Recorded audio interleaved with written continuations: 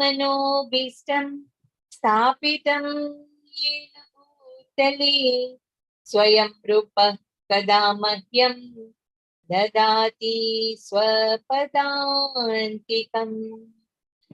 वन्देऽहं श्रीगुरु श्रीयुतपदकमलं श्रीगुरुन् वैष्णवांश्च श्रीरूपं साग्रजातं सहगण रघुनाथन्वितं तं सजीवम् साद्वैतं सावधूतं परिजन सहितं श्रीकृष्ण चैतन्य देवं श्रीराधा कृष्ण पादा सहगण ललिता श्रीविशाखान्वितांश्च श्रीकृष्ण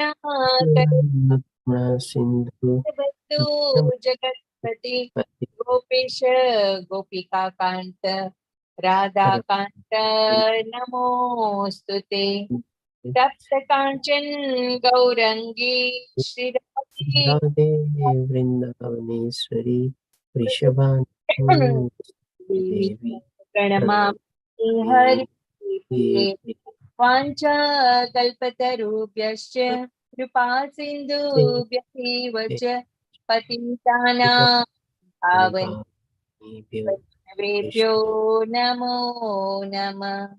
श्रीकृष्ण चैतन्य प्रभु नित्यानंद श्री अद्वैत गदाधर श्रीवासादि गौर भक्तवृंद हरे कृष्ण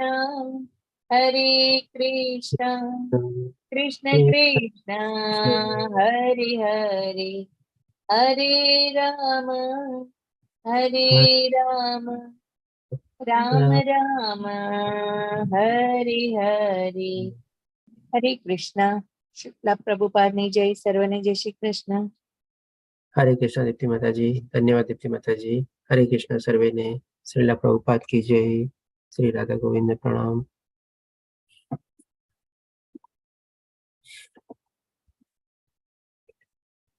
તો આજે આપણે શરૂ કરશું શ્રીમદ ભગવદ ગીતાનું અધ્યાય નંબર 11 જેનું નામ છે વિશ્વરૂપ દર્શન.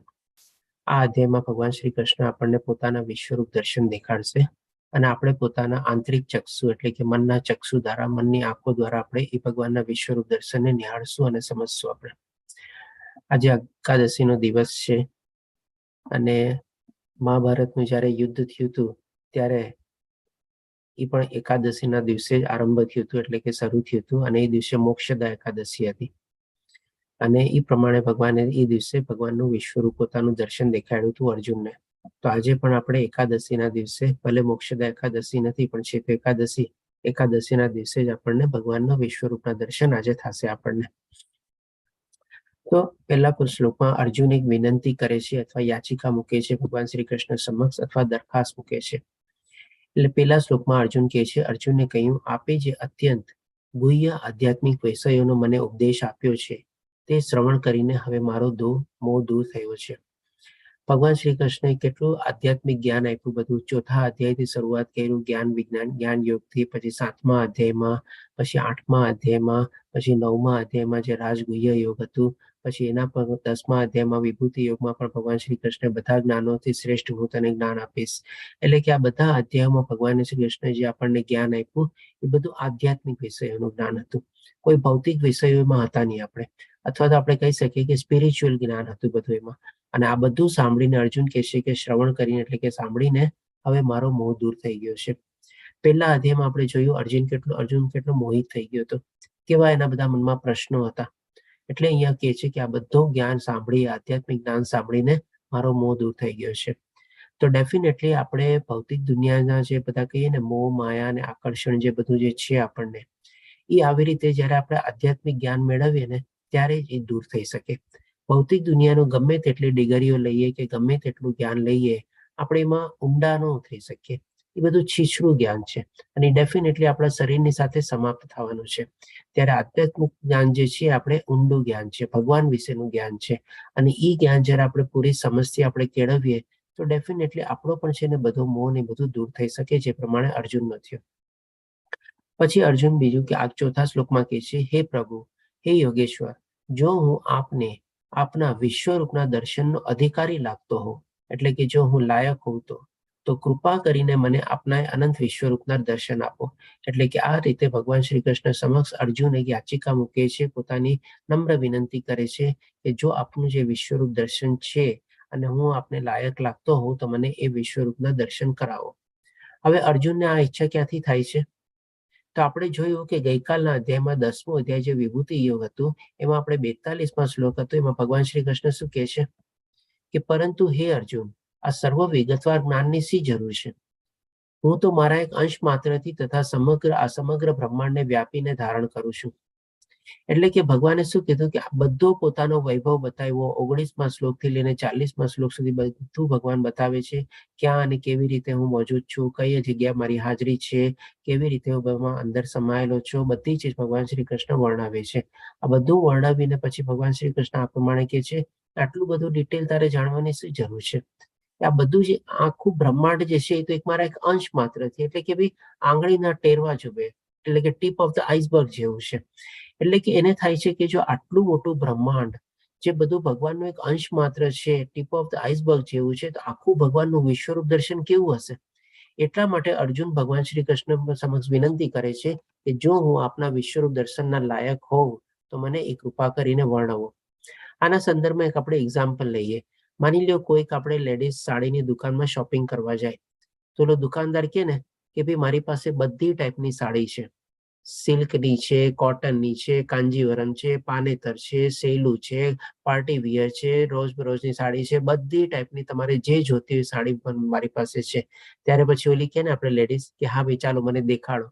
એટલે કે આ રીતે ભગવાન શ્રી કૃષ્ણ જયારે વર્ણવ્યું કે મારો આજે આખું બ્રહ્માંડ એક અંશ માત્રથી છે, એટલે હવે અર્જુનને જોવાની ઈચ્છા થઈ છે કે ભાઈ મારું ભગવાનનું વિશ્વરૂપ દર્શન કેવું મોટું હશે અને એને જો લાયક હોઉં તો ભગવાન કૃપા કરીને મને એ દેખાડો.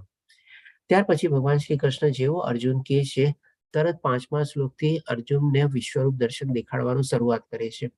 તો આ જે ભગવાને વિશ્વરૂપ દર્શન દેખાડ્યું એનાથી 2-3 ચીજ આપણે પ્રસ્થાપિત થાય છે કે ભાઈ પહેલું તો શું, અર્જુને વિનંતી કરી ભગવાનને વિશ્વરૂપ દર્શન દેખાડવાની અને એની વિનંતીને માન આપીને ભગવાને પોતાનું વિશ્વરૂપ દર્શન અર્જુનને દેખાડ્યું.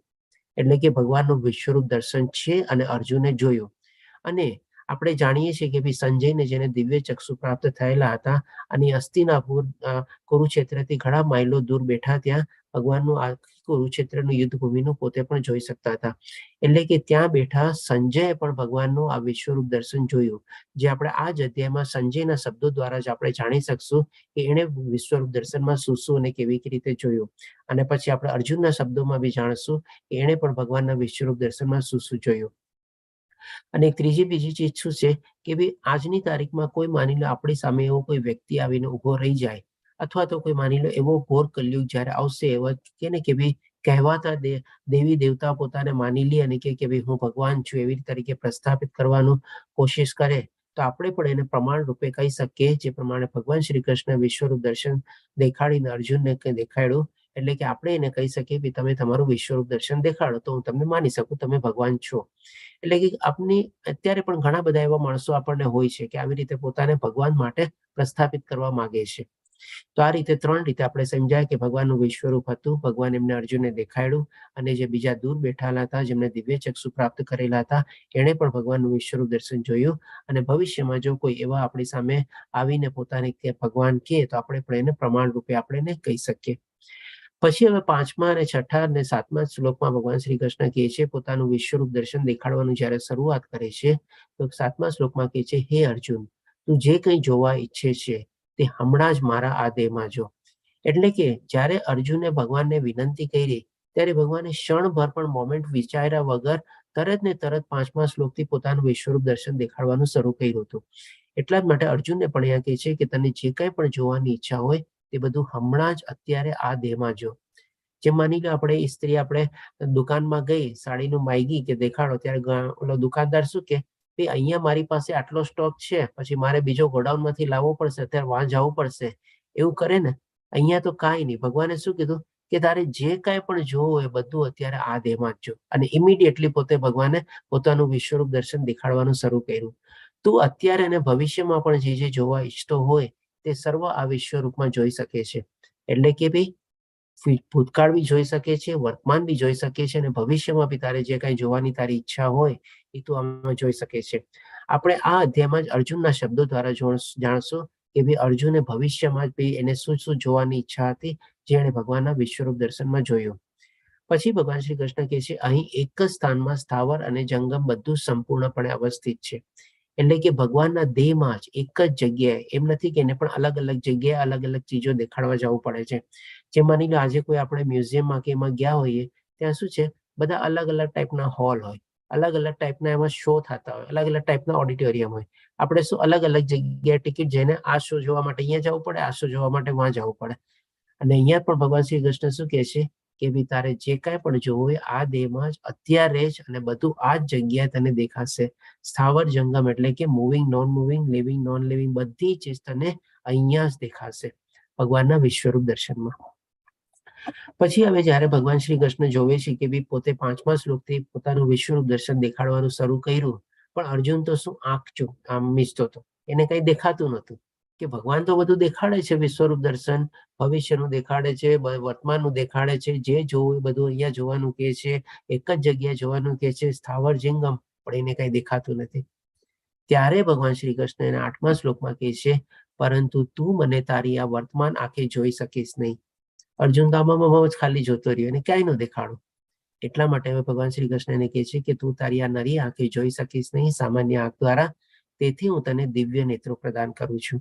એટલે કે ભગવાન શ્રી કૃષ્ણને ત્યારે દિવ્ય નેત્રો પ્રદાન કરે છે, દિવ્ય આંખ પ્રદાન કરે છે, અને કહે છે કે હવે તું મારા યોગ ઐશ્વર્યને જો. એટલે કે આપણે સમજી શકીએ છીએ કે જ્યારે ભગવાન શ્રી કૃષ્ણે પોતાનું વિશ્વરૂપ દર્શન દેખાડવાનું શરૂ કર્યું, ઇમિડિયેટલી તરત અર્જુનને દેખાણું નહોતું, પણ સંજય જેમાં દૂર બેઠો હતો એને તરત ને તરત દેખાવા માંડે છે. એટલે પછી સંજય પહેલા વર્ણન કરે છે અને પછી અર્જુનનું વર્ણન આવે છે આ આપણે અધ્યાયમાં. હવે પછી આપણે જોઈએ કે એટલે સંજય બોલ્યો 9મા શ્લોકમાં. હવે સંજય પહેલા ભગવાન શ્રી કૃષ્ણનું વિશ્વરૂપ દર્શનનું વર્ણન કરે છે. સંજય બોલ્યો, હે રાજા, આ પ્રમાણે કહીને સર્વ યોગ શક્તિના પરમેશ્વર એવા પરમ યોગી ભગવાને અર્જુનને પોતાના વિશ્વરૂપનું દર્શન કરાવ્યું. એટલે કે અર્જુને તરત ને તરત ભગવાનનું વિશ્વરૂપ દર્શન જોવાનું શરૂ કરી દીધું, જે પ્રમાણે ભગવાને 5મા શ્લોકથી દેખાડવાનું શરૂ કર્યું. અને એ જોઈને પછી સંજય એમના મહારાજને કહે છે, ધૃતરાષ્ટ્ર મહારાજને કહે છે કે હે રાજા, આવી રીતે ભગવાને અર્જુનને પોતાનું વિશ્વરૂપ દર્શન દેખાડ્યું અને એને પણ પોતે જોયું. હવે સંજયના શબ્દોમાં જ આપણે જોઈએ કે એ શું વર્ણવે છે ભગવાનના વિશ્વરૂપ દર્શન વિશે. તો 12મા શ્લોકમાં સંજય કહે છે, આકાશમાં જો હજારો સૂર્ય એક જ સમયે એક સાથે ઉદય પામે, એક નહીં, બે નહીં, 100 નહીં, 200 નહીં, 500 નહીં, પણ હજારો સૂર્ય એક જ સાથે એક જ ટાઈમમાં જો ઉગે તો તેમનો પ્રકાશ કદાચ પરમ પુરુષોત્તમના આ વિશ્વરૂપના દેદીપ્યમાન તેજ સમાન થઈ શકે. આપણે તો એક સૂરજની સામે પણ જ્યારે પૂરો ચમકતો હોય, આપણે ધગધગતો હોય, ત્યારે પણ આપણે શું છે કન્ટિન્યુઅસલી જોઈ નથી શકતા. તો આવી રીતે તો અહીંયા સંજય વર્ણવે છે કે આવા એક નહીં પણ એવા હજારો સૂર્ય જો એક જ સાથે આકાશમાં ઉગે તો એનું પણ જે તેજ થાય ને એ પણ કદાચ, ગેરંટી નથી, ભગવાનનું જે અત્યારે તેજ છે, વિશ્વરૂપ દર્શનનું તે તેજ છે, એની બરોબરી કરી શકે અથવા એની સમાન થઈ શકે. એટલું તેજસ્વી ભગવાનનું વિશ્વરૂપ દર્શન હતું. આ રીતે સંજય એના શબ્દોમાં વર્ણવે છે. હજી સંજય આગળ વર્ણવે છે એના શબ્દોમાં જ ભગવાનનું વિશ્વરૂપ દર્શન. તે વખતે અર્જુનને ભગવાનના વિભિક્ત રૂપમાં, વિભિક્ત એટલે કે ડિવાઇડેડ રૂપમાં, એક જ સ્થાનમાં રહેલા, એટલે કે એક જ જગ્યા ભગવાન શ્રી કૃષ્ણ ઉભેલા હતા અને પોતાનું વિશ્વરૂપ દર્શન દેખાડે છે. હજારો ભાગોમાં વિભક્ત બ્રહ્માંડના અનંત આવિર્ભાવનું દર્શન થયું.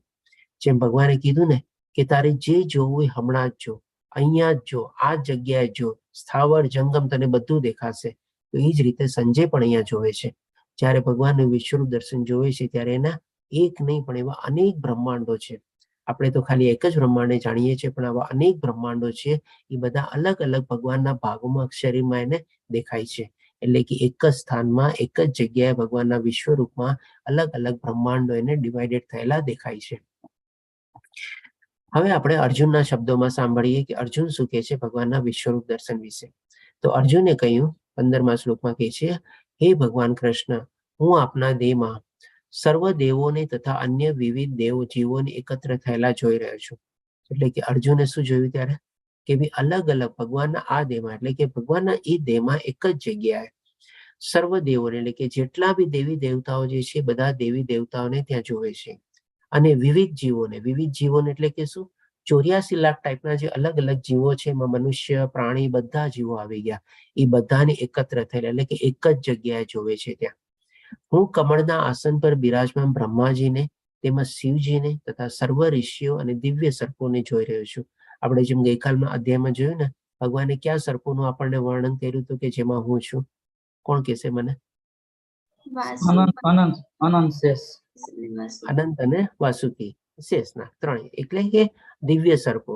અને સાથે સાથે અર્જુન શું કહે છે બ્રહ્માજીને પણ જોવે છે, બધા દેવી દેવતાઓને પણ જોવે છે, શિવજીને પણ જોવે છે અને સર્વ ઋષિઓ એટલે કે જે મોટા મોટા ઋષિઓ સંત પુરુષો મહાપુરુષો થઈ ગયા જેમ 9મા અધ્યાયમાં જાણ્યું ને આપણે સપ્ત ઋષિઓ અને એની પૂર્વે 4 આપણે બ્રહ્માજીના પુત્રો એટલે કે આવા બધા ઋષિ મુનિઓને ત્યાં એકત્ર થયેલા એક જ જગ્યાએ ભગવાનના વિશ્વરૂપ દર્શનમાં પોતે જોવે છે અર્જુન.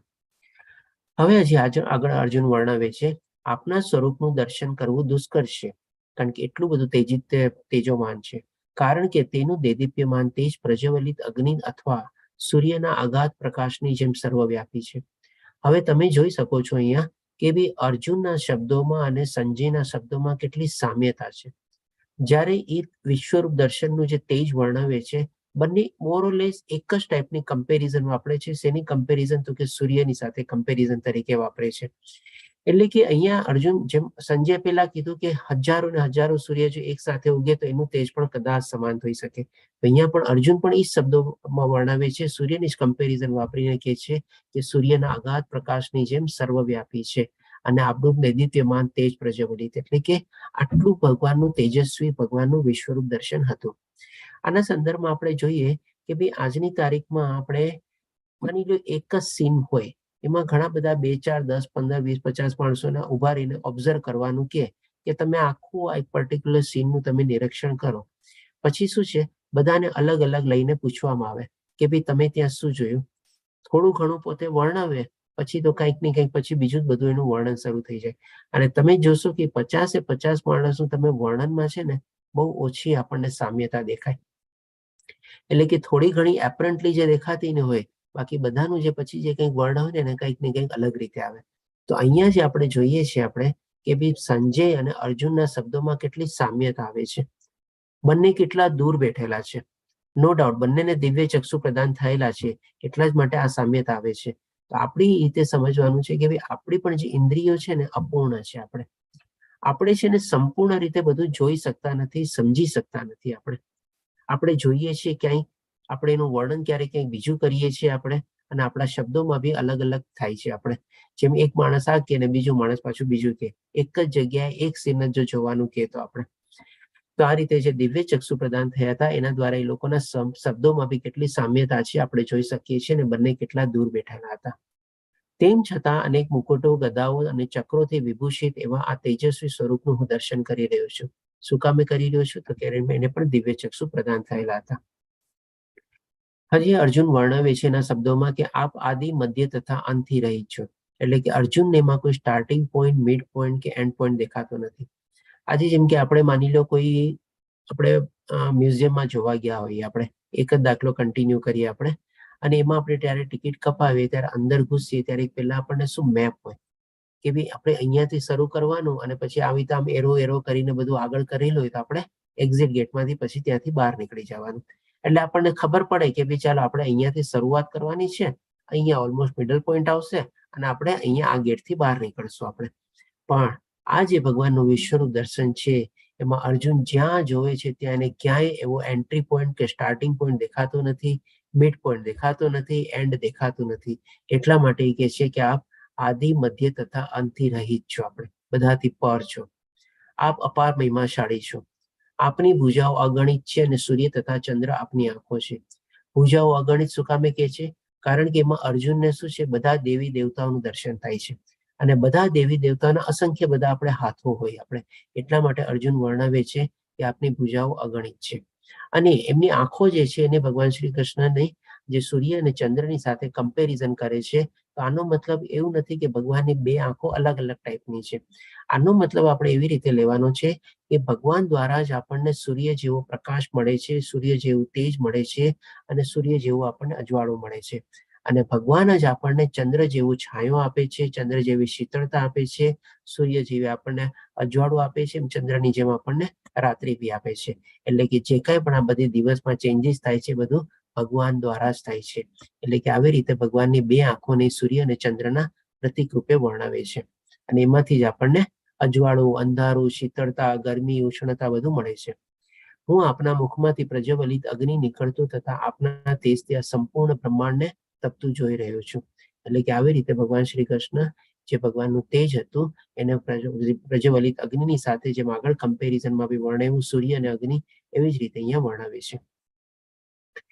હજી આગળ હવે 20મા શ્લોકમાં ભગવાન શ્રી કૃષ્ણના વિશ્વરૂપ દર્શન વિશે વર્ણવતા અર્જુન કહે છે કે આપ કેવળ એક છો.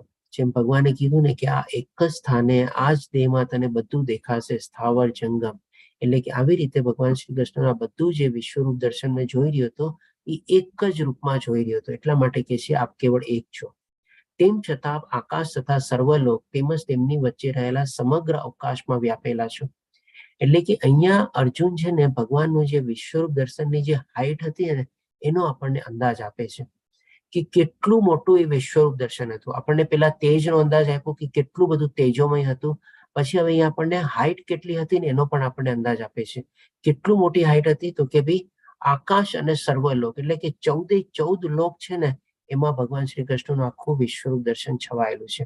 નીચે તના બધા લોકો આવી ગયા, 7 લોકો, પાતાળ લોકની બધા, અને ઉચ્ચતર બી જે બધા લોકો છે અને એનાથી ઉપર જે ભગવાનનું પણ જે ધામ જે છે ત્યાં સુધી એટલે કે સર્વલોક એટલે કે આકાશ અને એનાથી પણ ઉપર એ ભગવાનને એક તરીકે જોઈ રહ્યો છે.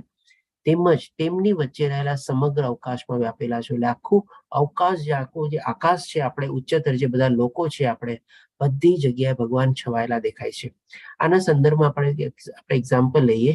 જેમ આપણે માની લો કોઈ દુનિયાનું સૌથી ટોલેસ્ટ બિલ્ડિંગ હોય, સૌથી ઊંચામાં ઊંચું બિલ્ડિંગ હોય, એ આપણે જોવા જઈએ, આપણે એકદમ ગ્રાઉન્ડ ફ્લોરમાં ઊભા હોઈએ. જેમ કે અત્યારે કહેવાય છે કે ભાઈ દુબઈનું જે બુર્જ ખલીફા છે એ સૌથી ઊંચું બિલ્ડિંગ છે આપણે. તો આપણે એકદમ ગ્રાઉન્ડ ઉપર ઊભા હોઈએ અને આમ આખી ડોક કરીને ઉપર ટોપમાં જોઈએ ને તો પણ છે ને કદાચ આપણને એની ટોપ ન દેખાય. અને એમાં જો કોઈકને કંઈક સ્પોન્ડોલાઇટિસ કે કંઈક પ્રોબ્લેમ હોય તો તે આખી ગરદન જ છે ને આમ ન કરી શકે. એનું એકદમ ટોપ સુધી તો માથું જ ન જઈ શકે, દેખાય જ નહીં.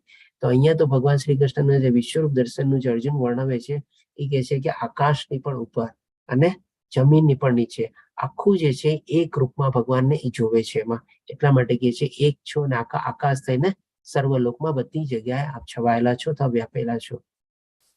હે મહાત્મા, આપના વિસ્મયજનક તથા ઉગ્ર રૂપને જોઈ બધા લોક ભયભીત છે. એટલે કે અહીંયા બધા લોકનો મતલબ શું? તો કે ભાઈ અસુર લોકો આપણે જાણીએ છીએ કે ભાઈ નીચેના જે બધા પાતાળ લોક ને બધું હોય એમાં રહેતા હોય, અને ઉચ્ચતર લોકમાં બધા દેવી દેવતાઓને રહેતા હોય. તો આ જે ભગવાનનું વિશ્વરૂપ દર્શન જે છે એ જે ભગવાન શ્રી કૃષ્ણ પ્રથમવાર અર્જુનને દેખાડે છે એ પણ ભગવાન શ્રી કૃષ્ણ આપણને આ જ અધ્યાયમાં કહેશે કે તારા સિવાય આની પહેલા કોઈએ જોયું નથી.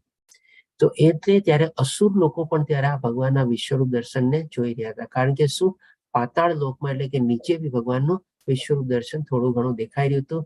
અને ઉચ્ચતર જે બધા લોકો છે જ્યાં દેવી દેવતાઓનો વાસ થાય છે ત્યાં પણ ભગવાનનું વિશ્વરૂપ દર્શનને એ લોકો બધા નિહાળી રહ્યા હતા. એટલા માટે કહે છે કે આપના વિશ્વરૂપ ઉગ્ર રૂપને જોઈને ઘણા બધા લોકો ભયભીત છે.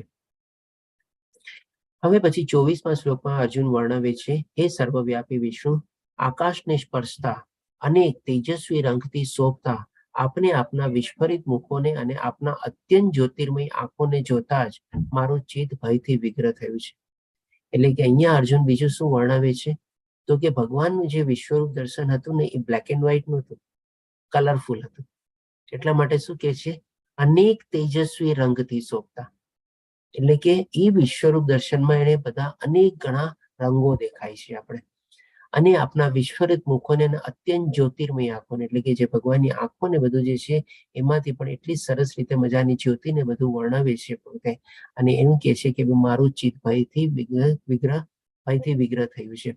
તો આવી રીતે જ્યારે કોઈ ભગવાન શ્રી કૃષ્ણ જ્યારે વિશ્વરૂપ દર્શન પોતાનું દેખાડે છે, અર્જુન છે ને પેલા સ્ટાર્ટિંગમાં તો બહુ એક્સાઇટમેન્ટ થઈને કહે છે ભગવાનને કે ભાઈ જો હું લાયક હોઉં તો મને આપનું વિશ્વરૂપ દર્શન દેખાડો. એટલે કે ભગવાન દેખાડે છે, પણ થોડું ઘણું જોયા પછી હવે પોતે પણ છે ને થોડો ડરી ગયો છે, એટલે કે ભયથી વિગ્રહ થયું છે. તો આના સંદર્ભમાં એક આપણે એક્ઝામ્પલ લઈએ. જે ભગવાનનું વિશ્વરૂપ દર્શન છે ને એ એક રીતે કહીએ ને તો ભગવાનનું ક્રોધિત રૂપ છે. આપણે જેમ આપણે માની લો ઘરમાં ક્યારેક કોઈક આપણે પપ્પા આવે અને બહુ ગુસ્સે થયેલા હોય, માની લો ઓફિસમાં કોઈક ને કંઈક ઝઘડો થયો હોય કે કંઈક એવા બનાવ બની ગયા હોય અને કેટલા ગુસ્સામાં આવે, અને ગુસ્સામાં આવી તે કેવી રીતે ગમે તેમ સાથે બધાની સાથે વર્તન ને બધું કરે, ત્યારે મમ્મી પણ બાળકને શું કે બેટા હમણાં તારા પપ્પા પાસે નહીં જાતો, થોડા ગુસ્સામાં છે ને, શાંત પડે ને ઠંડા પડે ને ત્યારે જાજે. તો આપણે ભગવાનનું જે વિશ્વરૂપ દર્શન છે ને આટલું જ આપણે ક્રોધિત રૂપ છે. એ પણ ભગવાન શ્રી કૃષ્ણ આપણને આ જ અધ્યાયમાં કહેશે કે હું કાળ બનીને આવેલું છે, જ્યારે અર્જુન પ્રશ્ન પૂછશે ત્યારે. એટલા માટે અર્જુન અહીંયા કહે છે કે આથી હું મારું ચિત્ત ના ધૈર્ય કે શાંતિને હવે જાળવી શકું છું. એટલે કે પોતે પોતાનું બેલેન્સ જાળવી શકતો નથી. શું કામે? કારણ કે આવી રીતે વિશ્વરૂપ દર્શન એને પણ પહેલી વાર જોયું હતું, અને આટલું ઉગ્ર રૂપ, આટલું તેજસ્વી રૂપ, આટલું ભયાનક રૂપ એ જોઈને પણ પોતે ગભરાઈ જાય છે, અને એને લાગે છે કે આમાં મારા મિત્ર ભગવાન શ્રી કૃષ્ણ ક્યાં છે.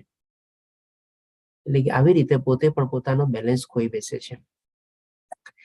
પછી હજી આગળ 26માં અને 27માં શ્લોકમાં અર્જુન વર્ણવે છે, એટલે કે એવી જ ભયગ્રસ્ત સ્થિતિમાં એ ઓર વર્ણન કરે છે બધું. ધૃતરાષ્ટ્રના બધા પુત્રો પોતાના સર્વ સહાયક રાજાઓ સહિત તથા ભીષ્મ, દ્રોણ, કર્ણ તેમજ અમારા મુખ્ય યોદ્ધાઓ પણ આપના વિકરાળ મુખોમાં પ્રવેશ કરી રહ્યા છે. હવે આના દ્વારા આપણે શું સમજી શકીએ?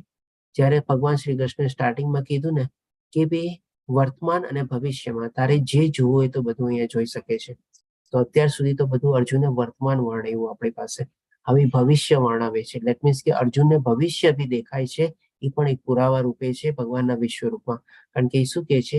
ધૃતરાષ્ટ્રના બધા પુત્રો, 100 પુત્રો અને સર્વ સહાયક રાજાઓ, એની સાથે જે ઘણા બધા રાજાઓ જેને સહાય આપતા હતા, એટલે કે જેને સપોર્ટમાં આવ્યા હતા, તથા મોટા મોટા યોદ્ધા કે ભીષ્મ, દ્રોણ, કર્ણ જે કૌરવની સાઈડમાં હતા, અને પોતાની સાઈડમાં બી તેમજ અમારા મુખ્ય યોદ્ધાઓ પણ આપના વિકરાળ મુખોમાં પ્રવેશી રહ્યા છે. એટલે કે ભવિષ્યમાં આ બધા યોદ્ધાઓ, કુરુસેનાના બધા, ધૃતરાષ્ટ્રના બધા પુત્રો, બધા અન્ય રાજાઓ અને આવા મોટા મોટા યોદ્ધાઓ, અને સાથે સાથે જે પોતાને પક્ષમાં બી જે મોટા મોટા યોદ્ધાઓ આવેલા હતા, એ બધા મૃત્યુ પામ્યા છે અને ભગવાનના મુખમાં પ્રવેશી રહ્યા છે.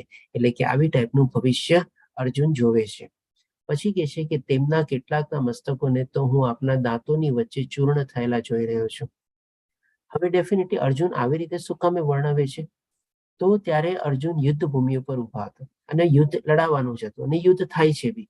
તો હવે યુદ્ધ લડતા લડતા કોઈ બી આપણે કહીએ ને કે ભાઈ આમ નોર્મલ ન મરે, કે ભાઈ એને ફૂલ બોડી હોય, આપણે ઘણી રીતે શસ્ત્રોથી ઘવાયેલા હોય, કોકનું ધડ કપાઈ ગયું હોય, કોકના હાથ કપાઈ ગયા હોય, કોકના પગ કપાઈ ગયા હોય, કોકના કોઈક જગ્યાએથી બહુ લોહી વહેતું હોય, કોકનું આખું શરીર છેદાઈ ગયું હોય, એવી રીતે ઘણા બધા એવી રીતે હોય ને. યુદ્ધ તો જ યુદ્ધ થાય ને, અને એ ટાઈમમાં તો બધા આવી જ રીતે યુદ્ધ થતા.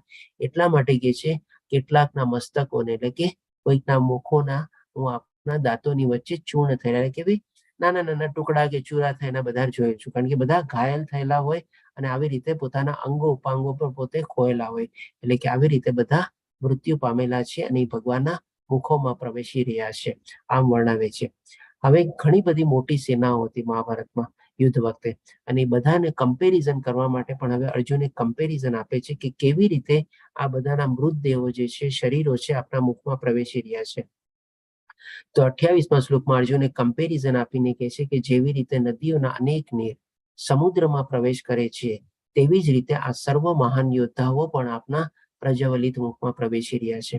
આપણે જાણીએ છીએ કે નદીનો બે જગ્યાએ બહુ પ્રચંડ વેગ હોય, બહુ આપણે કહે ને કે બહુ મોટા વેગથી આપણે વહેતી હોય. એક જ્યારે એનું ઉદ્ગમ સ્થાન હોય ત્યારે, અને બીજું જ્યારે સાગરમાં મળવાની હોય ત્યારે.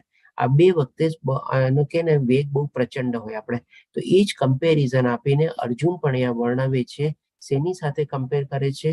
તો કે બીજી જે બધા યોદ્ધાઓ જે છે, બધા મૃત્યુ પામેલા છે અને જે ભગવાનના મુખોમાં પ્રવેશી રહ્યા છે, એને હવે નદીના પ્રચંડ વેગની સાથે કમ્પેર કરીને કહે છે કે જેવી રીતે નદીઓના નીર સમુદ્રમાં પ્રવેશ કરે છે, એવી રીતે આ બધા મહાન યોદ્ધાઓ પણ આપના મુખમાં પ્રવેશી રહ્યા છે. હવે પછી ભગવાન શ્રી કૃષ્ણ સમક્ષ 31મા શ્લોકમાં અર્જુન વર્ણવે છે, હે દેવાધિદેવ એટલે કે બધા દેવોથી પણ અધિક દેવ, આવા ઉગ્ર રૂપધારી આપ કોણ છો તે મને કૃપા કરીને કહો. હું આપને નમસ્કાર કરું છું. કૃપા કરી આપ મારી ઉપર પ્રસન્ન થાઓ. આપ આદ્ય ભગવાન છો. હું આપના વિશે જાણવા ઈચ્છું છું, કારણ કે હું આપની આ લીલા પ્રવૃત્તિની બાબતથી અજાણ છું. ડેફિનેટલી ભગવાનની પણ આ એક લીલા હતી, જે પોતાનું વિશ્વરૂપ દર્શન દેખાડે છે અને પ્રથમવાર અર્જુન સમક્ષ દેખાડે છે.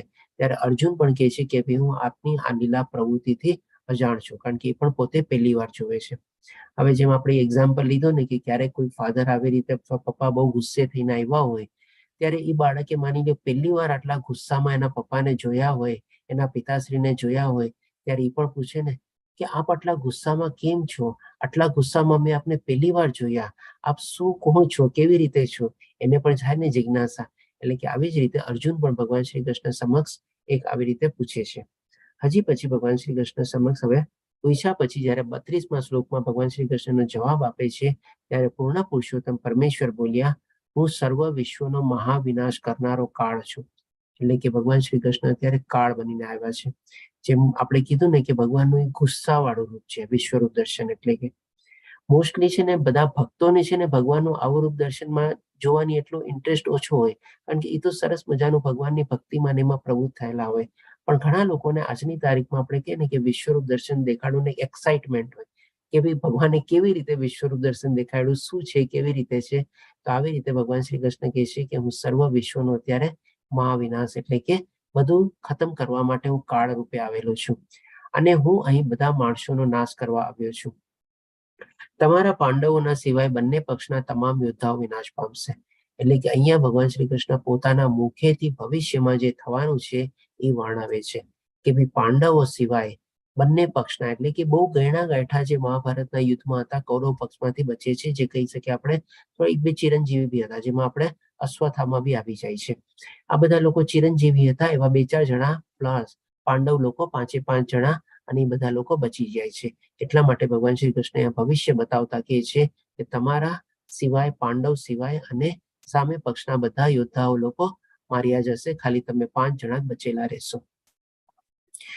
હવે પછી આ બધું વર્ણવ્યા પછી ભગવાન શ્રી કૃષ્ણ હવે 33મા શ્લોકમાં અર્જુનને કહે છે કે માટે ઉઠ, યુદ્ધ કરવા કટિબદ્ધ થા અને યશ અર્જિત કર.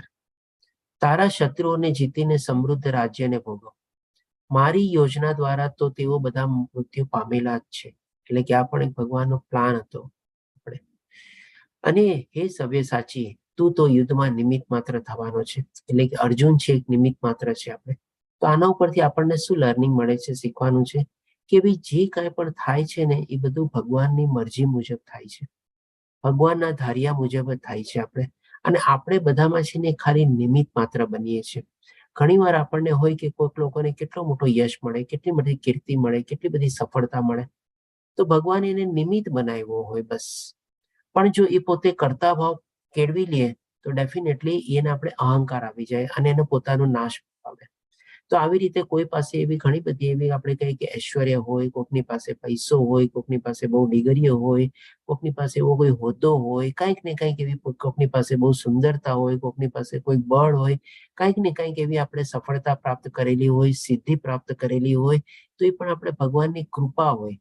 હોઈ શકે આપણા પૂર્વજન્મના એવા કર્મો હોય, અથવા તો જે પ્રમાણે આપણે ભગવાનને આપણે પૂજ્યા હોઈએ, ભગવાન આપણને એક નિમિત્ત માત્ર બનાવે છે આ બધા આપણને ઐશ્વર્ય આપીને, અને એ રીતે આપણે આગળ વધીએ છીએ. તો એ પણ આપણે ભગવાનની કૃપા સમજીને આપણે વધવાનું, નહીં કે આપણે પોતે અહંકાર અથવા સ્વામિત્વ ભાવ લાવવો જોઈએ. એટલા માટે ભગવાન શ્રી કૃષ્ણ અર્જુનને કહે છે કે તારે તો એક નિમિત્ત માત્ર છો, તું અહીંયા ઉભો થા, યુદ્ધ લડ, સિદ્ધિ પ્રાપ્ત કર અને રાજ્ય ભોગવ. બસ આ બધું પાંડવ લોકોને મળ્યું હતું મહાભારતના યુદ્ધ પછી. એ લોકો યુદ્ધમાં વિજેતા બી નીવડ્યા હતા. ત્યાર પછી આપણે હસ્તિનાપુરની ગાદી બી મેળવી હતી. ઘણા વર્ષો સુધી લોકોએ રાજ્યને બી ભોગવ્યું હતું. આ બધું ભગવાનની કૃપા જ હતી ને. અને આપણે જોઈએ છીએ કે મહાભારતના યુદ્ધમાં પણ ભગવાને શસ્ત્ર ઉપાડ્યા વગર બી કેટલી બધી જગ્યાએ આપણને પાંડવ લોકોને રક્ષણ બી આપ્યું છે અને એમને જીત બી અપાવી છે. આપણે એક રીતે કહી શકીએ કે આખા પાંડવ લોકોની જીવાદોરી પોતાના હાથમાં લીધી, અને ખાલી સારથી તો એક નામ રૂપે હતા, રથના ખાલી સારથી નહોતા, પણ આખા પાંડવના જીવનના સારથી બનીને ભગવાને એમના યુદ્ધ જીતાડ્યું. અને એ લોકોને નિમિત્ત બનાવ્યા. આપણે ખાલી નિમિત્ત માત્ર જ છે બધી ચીજોમાં. જે કંઈ પણ આપણને સફળતા મળે છે એમના થકી જ છે. જેમ ભગવાન શ્રી કૃષ્ણ આપણને 7મા અધ્યાયમાં જ કહે છે ને કે મનુષ્યમાં સામર્થ્ય હું છું. એટલે કે બધું આપણામાં શક્તિ, વૈભવ, ઐશ્વર્ય જે કાંઈ પણ છે એ ભગવાન થકી જ આવેલું હોય છે આપણે.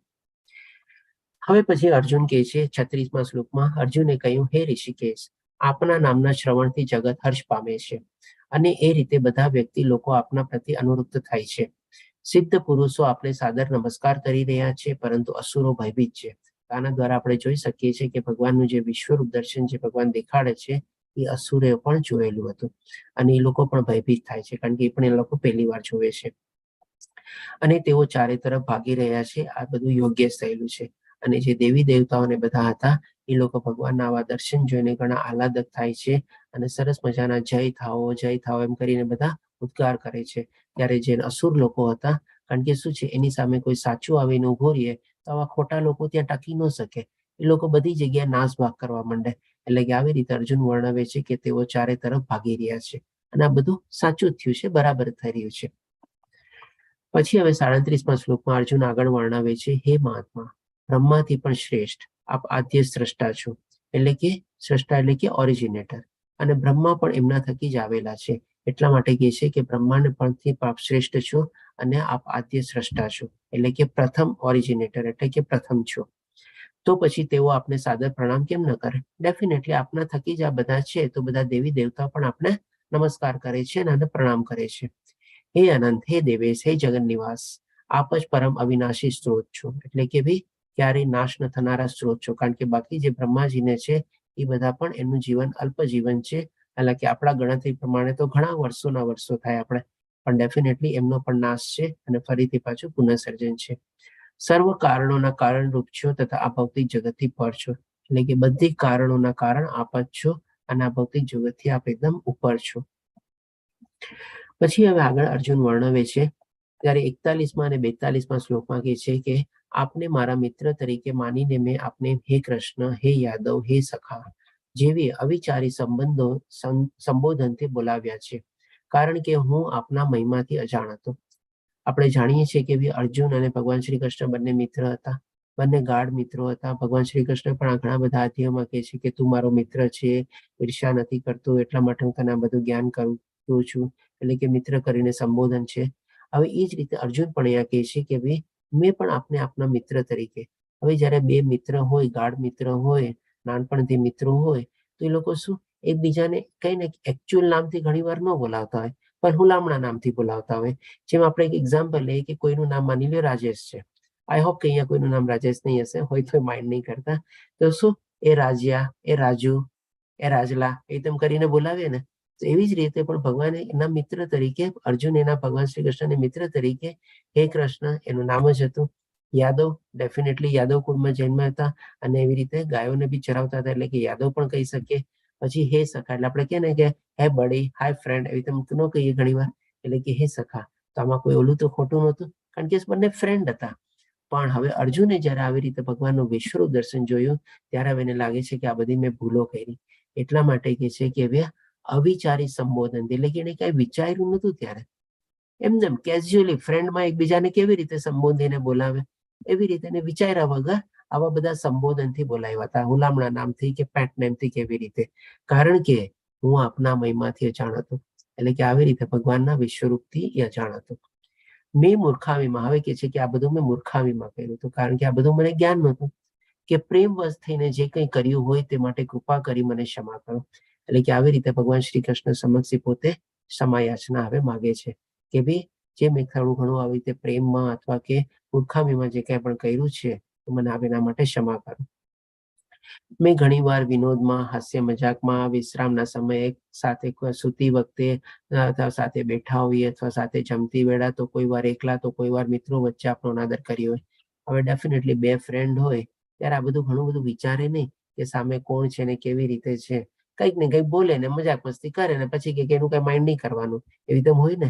એટલે કે એવી જ રીતે અર્જુન પણ બધું કબૂલાત કરે છે અને પછી કે છે, હે અચ્યુત, કૃપા કરી આપ મારા સર્વ અપરાધો ક્ષમા કરો. એટલે કે હવે આ બધું જે પોતે કર્યું હતું એને પોતે અપરાધ તરીકે ગણે છે અને ભગવાન શ્રી કૃષ્ણ સમક્ષ પોતે ક્ષમાયાચના માંગે છે. 45મા શ્લોકમાં હવે આગળ કહે છે કે મારા માટે અભૂતપૂર્વ એવા આપના વિશ્વરૂપના દર્શન કરીને હું આનંદ વિભોર થયો છું. ડેફિનેટલી પહેલા એને જાણવાની ઈચ્છા હતી, જોવાની ઈચ્છા હતી અને ભગવાન એની વિનંતી બી માન રાખીને દેખાડ્યું અને આ જે વિશ્વરૂપ દર્શન જોયું એનાથી પોતે ખુશ પણ થયો છે. એટલા માટે કહે છે કે હું આનંદ વિભોર થયો છું. પણ સાથે સાથે શું, જેમ પેલા જેણે કીધું કે હું ભયથી વ્યગ્રિત થયેલો છું, વિગ્રહ થયેલો છું, એટલા માટે કહે છે કે પરંતુ તેની સાથે મારું મન ભયથી વિચલિત પણ થયું છે. શું કામે? કારણ કે ભાઈ આમાં મારા મિત્ર ક્યાં ગયા? મારા ભગવાન શ્રી કૃષ્ણ જેને હું પેલા એ રીતે જોતો તો મારા મિત્ર ક્યાં ગયા વિશ્વરૂપ દર્શનમાં? એ તો મને ક્યાંય દેખાતા નથી. એટલે કે એવી રીતે કહે છે કે ભયથી વિચલિત પણ થયો છું. હે દેવેશ, હે જગત આધાર, આપ મારી ઉપર પ્રસન્ન થાવો અને મને પુરુષોત્તમ પરમેશ્વર રૂપે આપના ભગવત રૂપના પુનઃ દર્શન આપો. ફરીથી આપણે એ જ દાખલો યાદ કરીએ કે જે માની લો પપ્પા ગુસ્સે થઈને આવ્યા હોય અને પછી જયારે એનું બાળક આવી રીતે ગુસ્સે થયેલું પહેલી વાર જોતા હોય એના પિતાને આવી રીતે તો કે ને કે પપ્પા તમે નોર્મલ થાવ ને, આટલો ગુસ્સો શેનો કરો છો? મને તમે જે ડેઈલી આવીને મને પ્રેમ કરો છો, મારી સાથે વાતો કરો છો, એવી રીતે તમે મને આવો ને રૂપમાં, કે નહીં? એવી જ રીતે પણ અહીંયા અર્જુન છે જે ભગવાન શ્રી કૃષ્ણને કહે છે કે આપના ભગવત રૂપના પુનઃ દર્શન આપો મને, કે જે રૂપમાં હું આપને પહેલા જોતો હતો એ પ્રમાણે. એટલે કે આવી રીતે ફરીથી એક હવે બીજી યાચિકા મૂકે છે ભગવાન શ્રી કૃષ્ણ સમક્ષ, કારણ કે એના વિશ્વરૂપના દર્શન જોઈને હવે ધરાઈ ગયો છે આપણે. એટલા માટે પછી હવે આગળ કહે છે, હે વિશ્વરૂપ, હે 1000 ભુજાઓ વાળા પ્રભુ, કારણ કે એને શું જોયું? અનેક ભુજાઓ જોઈ અને એને વર્ણવ્યું બી વિશ્વરૂપ દર્શનમાં કે હું આપના મુકુટધારી ચતુર્ભુજ સ્વરૂપના દર્શન કરવા ઈચ્છું છું, કે જેમાં ભગવાનનો મુકુટધારી હોય અને ચતુર્ભુજ એટલે કે જેમાં 4 હાથમાં શંખ ચક્ર પદ્મ ગદા હોય, કે જેમાં આપ મસ્તકે મુકુટ અને આપની ભુજામાં શંખ ચક્ર ગદા તથા પદ્મ ધારણ કરો છો, તે જ રૂપના દર્શન કરવાની મને અભિલાષા છે. એટલે કે વિશ્વરૂપ દર્શનમાંથી હવે અર્જુનને ભગવાન શ્રી કૃષ્ણનું જે ચતુર્ભુજ રૂપ હતું એ જોવાની ઈચ્છા થાય છે અને આવી રીતે ભગવાન શ્રી કૃષ્ણ સમક્ષ ફરીથી પોતે યાચિકા મૂકે છે. ત્યારે પછી ભગવાન શ્રી કૃષ્ણ પોતાનું ચતુર્ભુજ રૂપી દેખાડે છે. એટલે કે 48મા શ્લોકમાં કહે છે, હે કુરુવી શ્રેષ્ઠ, તારાથી પૂર્વે મારા આ વિશ્વરૂપને કોઈએ કદી જોયું નથી. એટલે કે સૌ પ્રથમવાર અર્જુન ત્યારે જોઈ રહ્યો હતો અને સંજયને જે દિવ્ય ચક્ષુ પ્રદાન થયેલા હતા એ પણ ત્યાં દૂર બેઠો બધું ભગવાનના વિશ્વરૂપ દર્શનને જોઈ રહ્યો હતો. કારણ કે આ ભૌતિક જગતમાં મારા આ રૂપનું દર્શન ન તો વેદ ધ્યાનથી કે ન તો યજ્ઞ કરવાથી કે ન તો દાનથી કે સત્કર્મ કરવાથી અથવા ન તો કઠોર તપ કરવાથી પણ થઈ શકે છે. એટલે કે આ ભગવાનનું જે વિશ્વરૂપ દર્શન હતું એ આપણે અલૌકિક છે, દિવ્ય છે, આપણે એ આ ભૌતિક જગતથી પર છે. અને આ ભૌતિક જગતમાં જે આપણે મનુષ્ય તરીકે છીએ બધા, આપણે ગમે તેટલું વેદ ધ્યાન કરી લઈએ, ગમે તેટલા આપણે શાસ્ત્રોનું આપણે જ્ઞાન મેળવી લઈએ, ગમે તેટલા યજ્ઞ કરી લઈએ, કે ગમે તેટલું આપણે દાન આપી દઈએ, કે ગમે તેટલા સારા કર્મો બી કરી લઈએ અથવા તો કઠોર તપ બી કરી લઈએ, અષ્ટાંગ યોગ બી ફોલો કરી લઈએ, તો પણ આપણને ભગવાનના વિશ્વરૂપના દર્શન આપણી આ ઇન્દ્રિયો દ્વારા થાય જ નહીં. કારણ કે એના માટે આપણને દિવ્ય ચક્ષુ જોવે અને દિવ્ય નેત્રો દ્વારા આપણને જ્યારે પ્રદાન થાય તો જ આપણે ભગવાનના વિશ્વરૂપ દર્શન આપણે નિહાળી શકીએ અને પણ ભગવાનની કૃપા થાય તો, જેમ ભગવાને કૃપા કરીને અર્જુનને દેખાડ્યું. અને ડેફિનેટલી જે ભગવાન શ્રી કૃષ્ણે કીધું કે આજ સુધી કોઈએ આ ભગવાનનું વિશ્વરૂપ દર્શન જોયું નથી, સૌ પ્રથમ અર્જુને અને સંજય જોયું. પછી ભગવાન શ્રી કૃષ્ણ જે અર્જુને વિનંતી કરી હતી કે ભગવાનનું જે ચતુર્ભુજ રૂપ જોવાની ભગવાનની ઈચ્છા છે, એટલા માટે કહે છે કે તું મારા આ ભયાનક રૂપ જોઈને અત્યંત વ્યથિત થયો છે તથા મૂંઝાઈ ગયો છે, હવે તે ભલે સમાપ્ત થાય. એટલે કે અર્જુનને જોઈને જે એની વ્યથિત સિચ્યુએશન હતી, જે ભયથી વિગ્રહ થયેલો હતો અને અર્જુન જે પોતે વર્ણવે છે એટલે ભગવાન શ્રી કૃષ્ણ પણ સમજી શકે છે અને એવી રીતે પોતે પોતાનું જે વિશ્વરૂપ દર્શન જે છે એ સમાપ્ત કરે છે અથવા તો મિનિમાઇઝ કરે છે. આપણે જે માને કમ્પ્યુટર અને લેપટોપમાં માની લો એક સ્ક્રીનમાં કામ કરતા હોય, પછી બીજી સ્ક્રીનમાં આપણે સ્વિચ કરવું હોય તો આપણે શું કરીએ? એક સ્ક્રીનને મિનિમાઇઝ કરીએ ને, પછી બીજી સ્ક્રીનને આપણે એક્સપાન્ડ કરીએ. એવી જ રીતે પણ ભગવાન શ્રી કૃષ્ણના વિશ્વરૂપ દર્શનને પોતે મિનિમાઇઝ કરે છે અથવા સમાપ્ત કરે છે અને પછી પોતાનું ચતુર્ભુજ રૂપ દેખાડે છે કે હે મારા ભક્ત, સર્વ વ્યથામાંથી તું મુક્ત થા. એટલે કે આવી રીતે ભગવાન અર્જુનને ભક્ત તરીકે વર્ણવે છે અને કહે છે કે બધા ચિંતામાંથી મુક્ત થા. હવે તું શાંત મનથી તને ગમતા મારા સ્વરૂપનું દર્શન કરી શકે છે.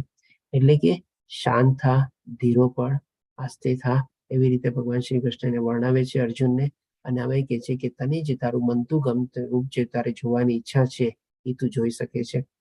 ફરીથી પાછું એ જ એક્ઝામ્પલ લઈએ આપણે બાપ અને દીકરાનું. જ્યારે દીકરો આવી રીતે વિનંતી કરે કે આપ આટલા ગુસ્સામાં કોમ છો, શું કામે છો, કેમ મારી સાથે વાત નથી કરતા, કેમ મને લાડ નથી લડાવતા, ત્યારે પિતા ઘણી વાર પછી પીગળી જાય ને કે ને બેટા, અચ્છા બેટા ઠીક છે, હું નોર્મલ થાઉં છું, બોલ શું કરવું છે, કે કેમ કરી તરત તેને પોતાના ગળે વળગાડે ને બધું. એવી જ રીતે પણ ભગવાન શ્રી કૃષ્ણ અહીંયા અર્જુનને એનું જે પોતે વિગ્રહ થયેલો હતો ભયથી, એટલે એને શાંત પાડે છે, એને સાંત્વના આપે છે, એનું ધૈર્ય વધારે છે અને એને કહે છે કે તને જે જોવું હોય હવે તું જો.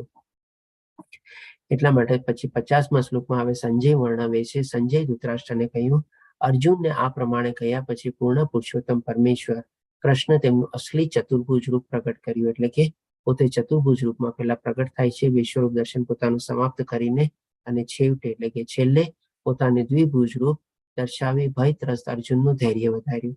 એટલે કે અર્જુનને પણ શાંત પાડ્યો અને એનું ધૈર્ય વધાર્યું, એને મોટિવેટ કર્યો. કેવી રીતે? તો કેવી વિશ્વરૂપ દર્શનમાંથી ચતુર્ભુજ રૂપ પેલા દેખાડ્યું અને ચતુર્ભુજ રૂપમાંથી પછી પાછું પોતાનું દ્વિભુજારૂપ અથવા તો શરીરધારું રૂપ જે હતું એ અર્જુનને દેખાડ્યું અને અર્જુનને ધીરો પાડ્યો.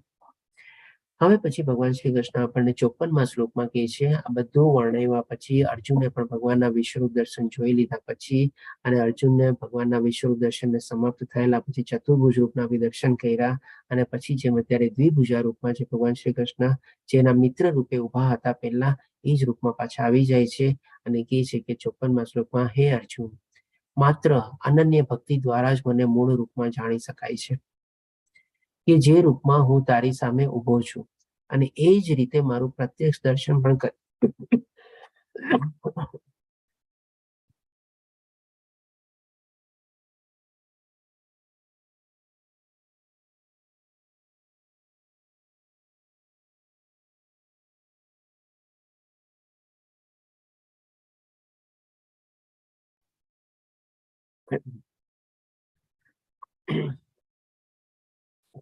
દર્શન સોરી અહીંયા ભગવાન શ્રી કૃષ્ણ વર્ણવે છે કે ભાઈ માત્ર અનન્ય ભક્તિ દ્વારા તું મને મૂળ રૂપમાં જાણી શકાય છે, અને જે રૂપમાં હું તારી સામે ઉભો છું, અને એ જ રીતે મારું પ્રત્યક્ષ દર્શન પણ કરી શકાય છે. એટલે કે જેમ ભગવાને પેલા વિશ્વરૂપ દર્શન માટે બતાવ્યું કે ભાઈ પહેલી વાર તને દેખાડું છું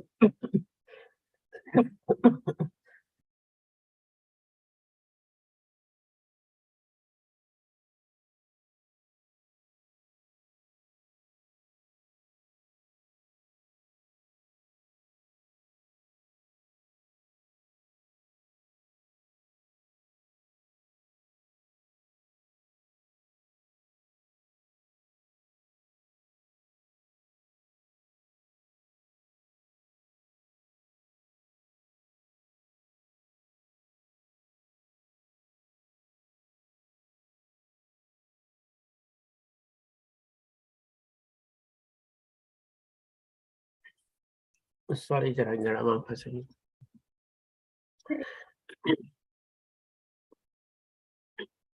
તો આ રીતે ભગવાન શ્રી કૃષ્ણ અત્યારે પોતાનું દ્વિભુજા રૂપ અથવા શરીરધારી રૂપ દર્શન અર્જુનને દેખાડે છે, અને એ રીતે કહે છે કે ભાઈ આ જે રૂપમાં અત્યારે તારી સામે ઉભો છું એ પણ કેવળ ભક્તિ દ્વારા જ તું મને પ્રાપ્ત કરી શકાય છે.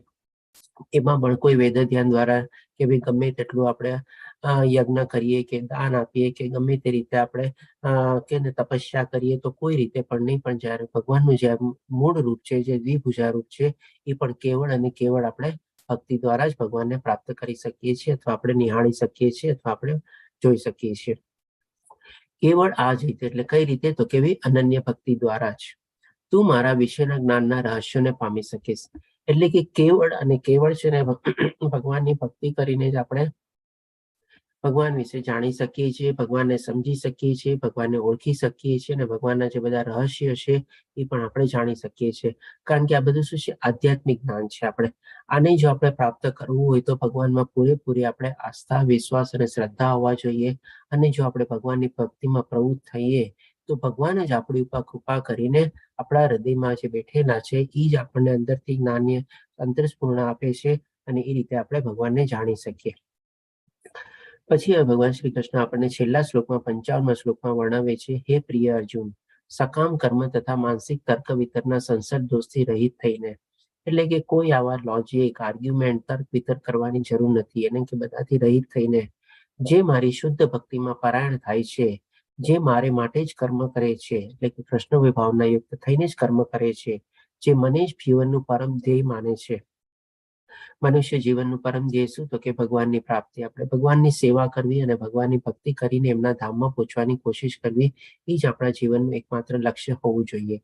અને જે જીવ માત્ર પ્રતિ મૈત્રી ભાવ રાખે છે, એટલે કે બધા જીવોમાં ભગવાનના અંશ તરીકે જોવે છે અને બધા પ્રત્યે દયાભાવ અને મૈત્રી ભાવ રાખે છે, તે નક્કી મને પ્રાપ્ત કરે છે.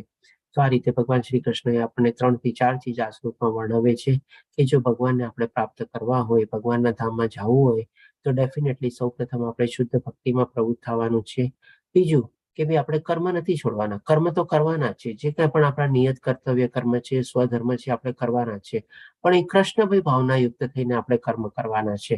એવું નથી કે બધું છોડી છાડીને આપણે ભગવાનની ભક્તિમાં લાગી જવાનું છે. ભક્તિ કરવાની છે, સાથે સાથે આપણે કર્મ કરવાના છે અને ડેફિનેટલી બધા પ્રત્યે આપણે સમત્વ ભાવ અથવા દયાભાવ કેળવવાનો છે. બધામાં એક જ આપણે આત્મા જોવાની છે, જે પરમાત્માનો અંશ છે. મનુષ્યની પણ બધા જીવજંતુઓ, બધા પ્રાણીઓમાં પણ આપણે આવી રીતે સમત્વ ભાવ કેળવવાનો છે. અને બધું આ રીતે આપણે મૈત્રી ભાવ રાખીએ, ત્યારે જો આપણે કહી શકીએ કે આપણે કઈ સાચી રીતે આપણે આત્મ સાક્ષાત્કાર તરફ આપણે આગળ વધી શકીએ છીએ. અને આવી રીતે જો આપણું જીવન જીવીએ તો ડેફિનેટલી આપણે ભગવાનને પ્રાપ્ત કરી શકીએ છીએ આપણે, અથવા તો ભગવાનને મેળવી શકીએ છીએ, એના ધામમાં આપણે જઈ શકીએ છીએ. તો આ રીતે આપણો અહીંયા 11મો અધ્યાય વિશ્વરૂપ દર્શન પૂરો થાય છે.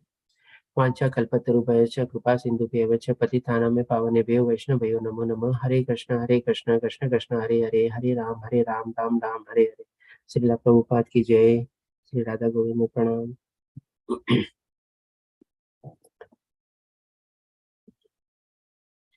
સોરી, જરાક વચ્ચે ગળામાં પ્રોબ્લેમ થઈ ગયો હતો. કોઈને કોઈ પ્રશ્ન હોય તો પૂછી શકે. કોઈને પ્રશ્ન કોઈ? ચિંતન પ્રભુજી, ભાવના માતાજી, અક્ષય પ્રભુજી, કૃતિ માતાજી, પૂનમ માતાજી, શોભના માતાજી, કોઈ પ્રશ્ન?